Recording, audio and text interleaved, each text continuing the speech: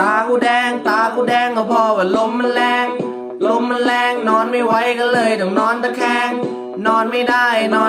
ลมหมุนเหมือนบูมแมลง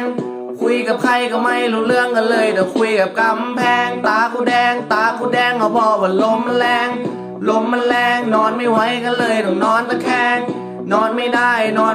ลมหมุนเหมือนบูมแมลงคุยกับใครก็ไม่รู้เรื่องกันเลยแต่คุยกับกำแพงเจอใครก็ต้อง